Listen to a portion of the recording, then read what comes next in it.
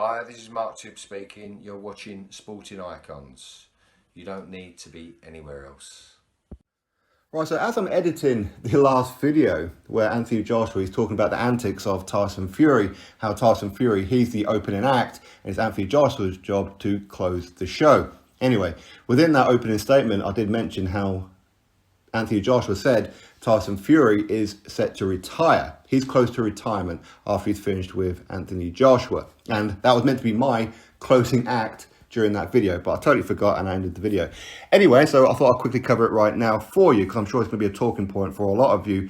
Will it be that Tyson Fury retires, according to Anthony Joshua? Because what Anthony Joshua has said is that once Tyson Fury is finished with Anthony Joshua, win, lose or draw, he's then looking to fight a Derek Chisora and then sail off into the sunset. Now, Tyson Fury has said that. Tyson Fury said a lot of things, and a lot of the things that Tyson Fury says haven't happened, okay? Outside of the prediction for the Deontay Wilder rematch and that, of course. But a lot of the things that he says about what his future plans are don't usually happen. But is Tyson Fury likely to give it up within 3 fights' time? Because as we know, Fury Joshua, they have a rematch clause. So these guys are set to fight each other twice. Now, again, while it is a legal obligation, but it's only a legal obligation to have the rematch from the winner. The winner is not the one who should better walk away. If, for example, Anthony Joshua wins the first fight, okay, Tyson Fury does not have to take the rematch, but Joshua does. If Tyson Fury wins the first fight, Tyson Fury must take the rematch. Joshua, being the loser of that fight, does not have to. That's usually the way a rematch clause works, okay? Now, with these two fights, and I'm presuming that they will have two fights, although there's no guarantee, and we do know that Tyson Fury, let's be honest, he was supposed to have a rematch with Vladimir Klitschko, but didn't, even though he was the winner. So he was the one legally obligated to take the rematch if Vladimir Klitschko activated the rematch, which of course he did, but he walked away. Of course, it was all down to his own mental well-being, all that kind of thing. That's why he walked away, okay? But he does have form for it, okay? He does have form for not always taking a rematch. In fact, he was meant to take a rematch with Deontay Wilder the first time around. Well, I'll say he was. I mean, it was a case of win or lose, you take the rematch, okay? But because the fight was a draw, they never had a draw in the contract. So, I mean, I suppose Fury, he didn't have to take the rematch. He really didn't have to, okay? Which he didn't. And he ended up fighting Tom Schwartz, then Otto Wallin. But of course, he got that $100 million 5-fight deal with Top Rank. They wanted to build up his profile a little bit more, which is why he had those two fights. So again, fully understandable. But then eventually he did take the Deontay Wilder rematch. Again, he was mandated to fight Deontay Wilder as well. But again, Fury, he's been mandated before and rejected mandates, okay? Is what it is. So Tyson Fury, he does have a little bit of form for it, much like this third fight with Deontay Wilder.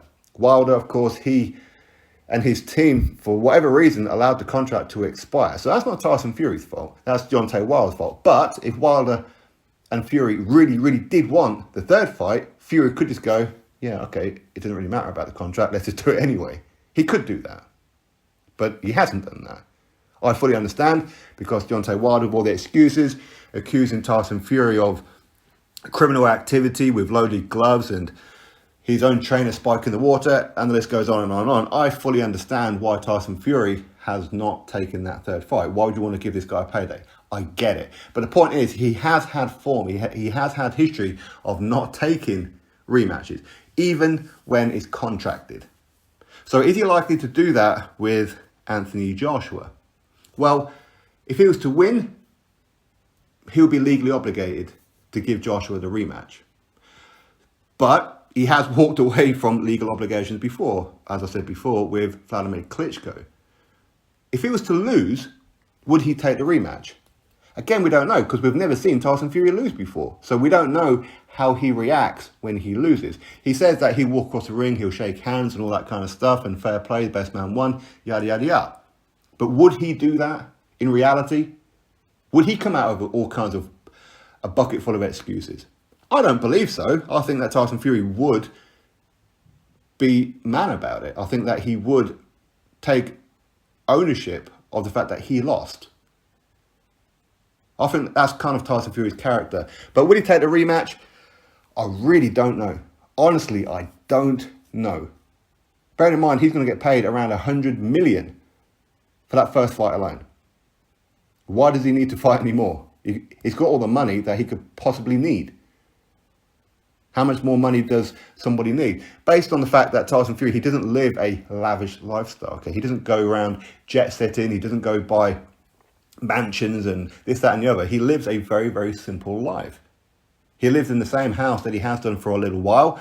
And even then, even though it's a relatively new house, it's not a mansion. It's not something huge. He lives among other people. He has neighbours and all that kind of thing. Whereas a lot of people with like a lot of money, they'll buy a plot of land, they'll have a house or whatever in the middle of nowhere with no one around them, with a huge driveway. He doesn't. He's got like a main road right next to his house. Okay, so he lives a very, very simple lifestyle is my point. So is he likely to walk away? Maybe. Maybe. I wouldn't be surprised if he does. I really wouldn't. We know Tyson Fury, he says that, well, we do know that he's got 2 fights left on his current deal with Top Rank. And Top Rank, of course, they're going to want them both to be Anthony Joshua fights because that's where the money is. But if he was to fight Anthony Joshua and beat Anthony Joshua, especially the second time, the first time it kind of is what it is, okay? But the second time, that's when you walk away with no more obligations, isn't it? So if he was to beat Joshua, especially the second time, what are you going to do? What more could you possibly do? You're undisputed heavyweight champion. There's no more belts to win. I know Tyson Fury, he has won all the belts. He has done. But it's not undisputed because he never held them all at the same time. Okay? But once he gets that official crown of undisputed, I know Fury says he doesn't really care about it. But I'm sure he does. Because at the end of the day, it's important, isn't it? Legacy is important. When you're at that end of your career, legacy is very, very important. So if he becomes undisputed and gets that kind of money, is he going to want to go and maybe defend those belts? Because obviously he's going to get stripped, and likewise Joshua's going to get stripped of a minimum, the WBO. I'm pretty sure that the WBA, they're going to start jumping down the winner's throat as well. You've got to take it up on our mandatory, which I imagine at that point is probably going to be Deontay Wilder with the way that they're positioning their rankings at the minute. So what's going to happen then? I imagine belts are going to be stripped. So is he going to go fight Derek Chisora for virtually no money in comparison to what he got for Anthony Joshua? Is Anthony Joshua going to really be motivated? I know Anthony Joshua, he says that he is, and becoming undisputed is just part of the journey. But it's financial is what I'm talking about. As much as these guys don't need the money, and I'm sure it's not just about the money, although it probably is important, of course. But how could you go from earning 100 million for the first fight, 100 million for the second fight, maybe even more, who knows, maybe a bit less, I don't know, but around 200 million for those 2 fights, and then go fight somebody else for 20 million, 30 million? It's serious money, right? Of course it's serious money, but to them it's going to feel like they're taking a pay cut, because neither one of these guys are going to fight anybody out there for that kind of money. There's nobody else out there, is there? The biggest kind of paydays that Joshua or Fury could get would be is if they fight, say, Dillian White. Because Dillian White, of course, he's also pay-per-view. And it's all Brit as well. Wilder, we've already seen Fury Wilder twice. Why do we need to see it again? We don't need to see it again, do we? We know who the better man is. For Joshua, maybe there might be a bit more financial gain if he was to fight Deontay Wilder, but again, he won't even be close to the kind of money that he's going to be getting with Fury. So where's the motivation? What else is there to achieve? When you become undisputed, there's nothing else to do. If you've got money, you haven't got to worry about it. You've got your house, you've got your cars, you've got all this kind of nice stuff. Why do you need to be going to the gym grinding your bones? Why do you need to be going into the sparring and getting punched in the face? Why do you need to go out on fight night and risk getting permanently injured, risk getting knocked out in front of the entire world? Why would you want to do that? Why would you motivate yourself to do that? But again, I suppose that's why they are where they are in the boxing game and I am where I am, because I don't have that kind of mentality. For me, give me £1 million and that's it. You probably never hear from me again. Okay, but with them, it's a bit more to it, isn't it? So will Tyson Fury walk away as Anthony Joshua predicts? Arguably, I can see it happening, but there again, would he walk away for just a time being? Maybe. I can fully expect Tyson Fury afterwards to go, not really sure about a second fight. It might happen, might not happen. I don't know. And then he'll come out with, yeah, I said I'll retire. The next day, nah, not really. I was only joking. We've seen him do this kind of thing before, so it wouldn't surprise me if he does actually retire. Will he retire for good?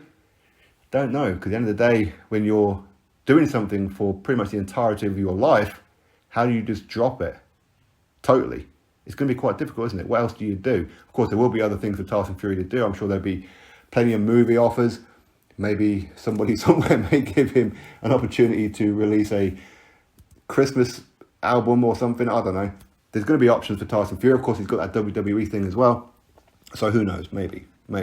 Anyway, drop your thoughts below. Click thumbs up, subscribe. Catch you all in the next video.